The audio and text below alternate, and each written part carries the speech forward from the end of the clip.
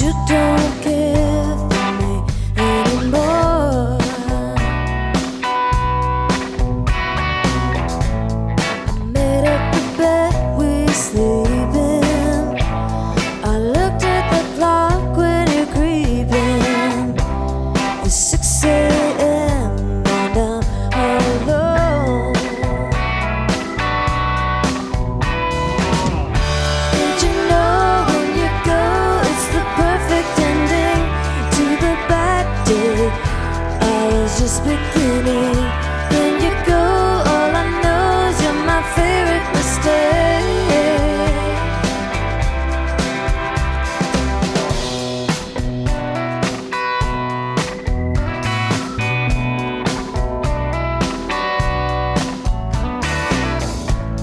Well, your friends are sorry for me.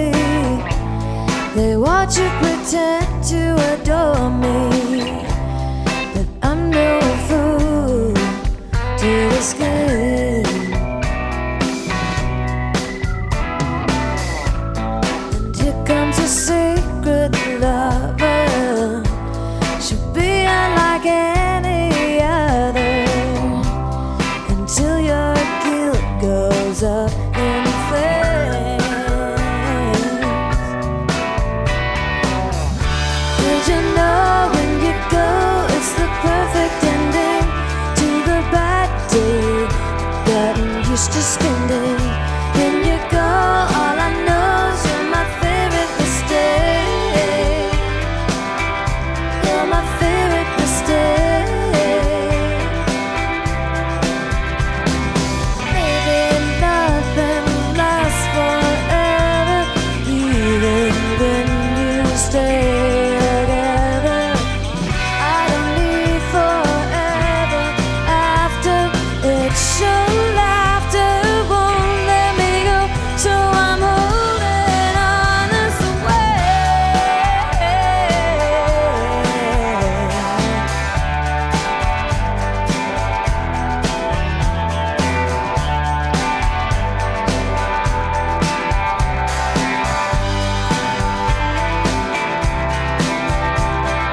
Did you know, could you tell, you were the only one that I ever loved?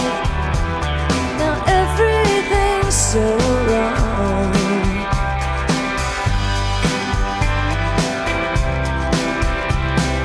Did you see me walking by? Did it ever make you cry? You're my favorite mistake. You're my favorite mistake. You're my favorite mistake.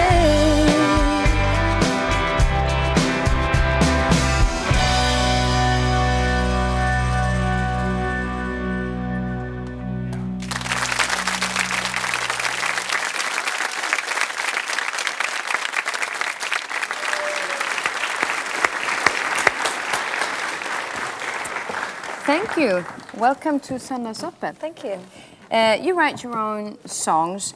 How do you go about when you're writing your music? It happens all different ways. I usually like to at least have a lyric idea first, but I think the best songs actually kind of come together simultaneously with a melodic idea and a lyric idea, and then you're able to sort of pull it all together.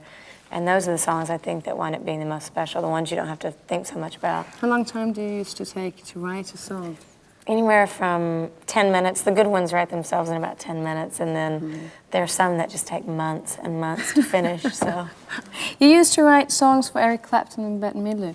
Do you think in a different way then when you write for them? I've actually never written a song specifically for somebody. I've had songs cut by other artists, like Eric cut a song actually before I even knew him, and Bette Midler cut one of my songs from having gotten it from a publishing company. And I've had a lot of people cut songs that were just songs that I had laying around. Okay, so you don't write for them. Yeah. Oh, okay.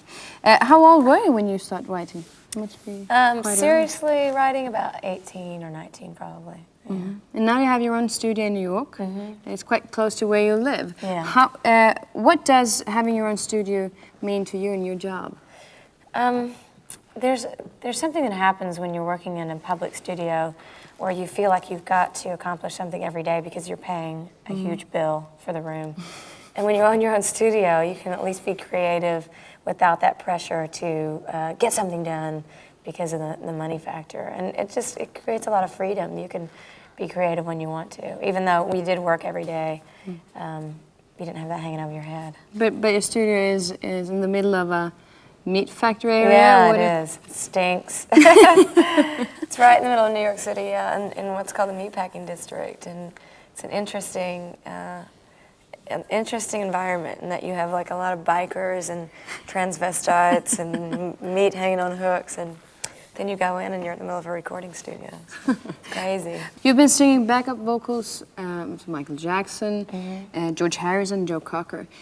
Wasn't it hard to make your own career after that? No, I mean, the only thing that being a background singer did for me, well, two things. I had the opportunity to get out of my hometown. I got the opportunity to travel the world and tour with some really great people. But on the flip side of that, it was difficult to get people to take me seriously as an artist when I was mostly recognized as a backup artist. But, you know, this was during a time when females weren't really getting record deals anyway, so it was a good experience overall. Yeah. But your new album is about you and your inner thoughts and feelings. Isn't it scary to expose yourself like that?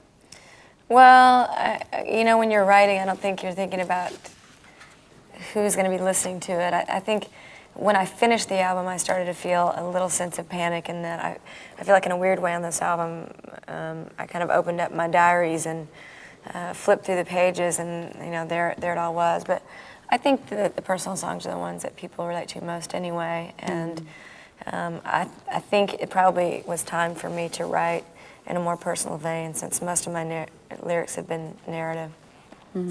Okay. Thank you very much for coming, and I Thank you. wish you all the best. Thank you.